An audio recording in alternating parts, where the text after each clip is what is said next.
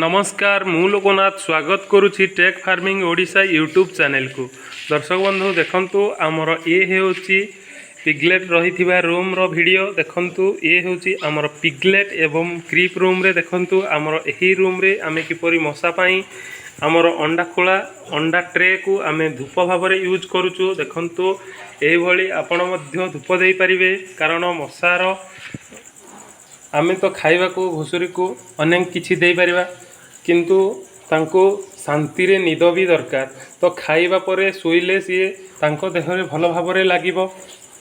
तो सेति पई आपण मध्य एही भली धूप देई परिबे। एवं क्रीप रूम रो व्यवस्था देखंतु दर्शक बंधु, आम क्रीप रूम रो व्यवस्था किपरि रहिछि।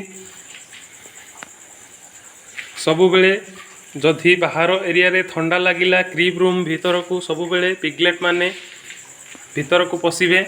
एवं देखंतु आम पिगलेट माने किपरि फुर्तिला भाव में बुलुछंती एवं खेलुछंती।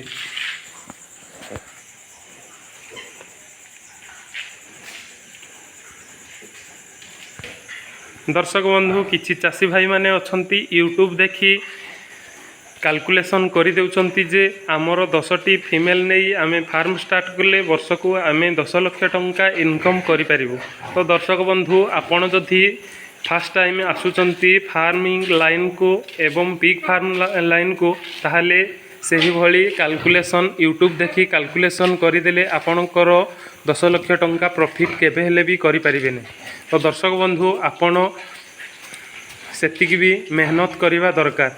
दर्शक बंधु एबे राति 9टा समय होइछि, तथापि कि मो फार्म रे रहुछि एवं फार्म रो समस्त घुसुरी कौन करुछि, किए कार किए केउ भली रहिछि, केवल कार एक्टिव मूड केते रहिछि, सब घुसुरी रो कथा मु निजे आधा घंटा घंटे सब रूम रे फार्म भितरे मु समय बिताई थाए।